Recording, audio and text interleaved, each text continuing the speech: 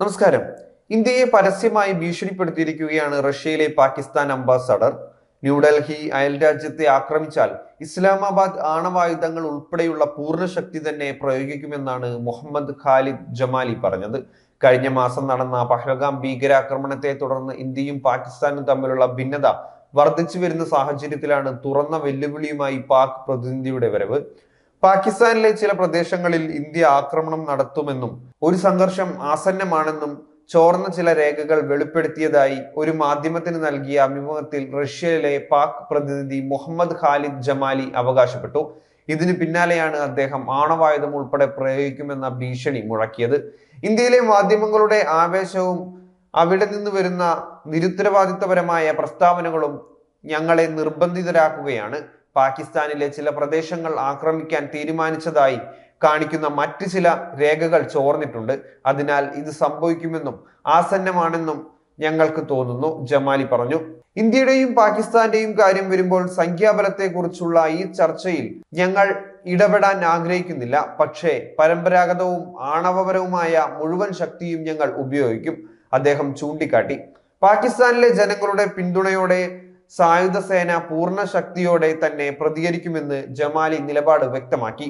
നേരത്തെ പാകിസ്ഥാൻ മന്ത്രി ഹനീഫ് അബ്ബാസിയും ഇന്ത്യയെ ആണവ പ്രതികാര നടപടികളുടെ പേരിൽ പരസ്യമായി ഭീഷണിപ്പെടുത്തിയിരുന്നു. ഖോരി, ഷഹീൻ, ഗസ്നവി മിസൈലുകളും 130 ആണവ പോർമുനകളും ഉൾപ്പെടെയുള്ള പാകിസ്ഥാന്റെ ആയുധശേഖരം ഇന്ത്യക്ക് വേണ്ടി മാത്രം സൂക്ഷിച്ചിട്ടുണ്ടെന്ന് അദ്ദേഹം മുന്നറിയിപ്പ് നൽകിയിരുന്നു. സിന്ധു നദീജല കരാർ താൽക്കാലികമായി നിർത്തിവെച്ചുകൊണ്ട് പാകിസ്ഥാന്റെ ജലവിതരണം നിർത്താൻ ഇന്ത്യ ധൈര്യപ്പെട്ടാൽ അതൊരു പൂർണ്ണ തോതിലുള്ള യുദ്ധത്തിന് തയ്യാറെടുക്കലാവുമെന്ന് അബ്ബാസി പറഞ്ഞു. നിരന്തരം പാക് മന്ത്രിമാർ ഇത്തരത്തിൽ ഭീഷണി മുഴക്കുമ്പോഴും ഇന്ത്യ മൗനം പാലിക്കുകയാണ്.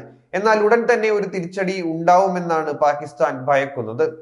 ഏപ്രിൽ 22-ന് കാൽനടയായോ കുതിരപ്പുറത്തോ മാത്രം എത്തിച്ചേരാവുന്ന ബെയ്സരൻ താഴ്വര സന്ദർശിക്കാനെത്തിയ വിനോദസഞ്ചാരികളുടെ ഒരു കൂട്ടത്തിന് നേരെ തീവ്രവാദികൾ വെടിയുതിർക്കുകയായിരുന്നു. ഈ ആക്രമണത്തിൽ ഒരു നേപ്പാളി പൗരൻ ഉൾപ്പെടെ 26 പേർ കൊല്ലപ്പെട്ടു.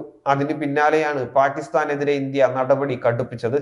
അതേസമയം കടുത്ത സാമ്പത്തിക പ്രതിസന്ധിയിലാണ് പാകിസ്ഥാൻ. കഴിഞ്ഞ 15 മാസമായി ഈ പ്രതിസന്ധി മറികടക്കാനുള്ള ശ്രമങ്ങളിൽ കേന്ദ്രീകരിച്ചാണ് പാകിസ്ഥാൻ പ്രവർത്തിച്ചുകൊണ്ടിരിക്കുന്നത്.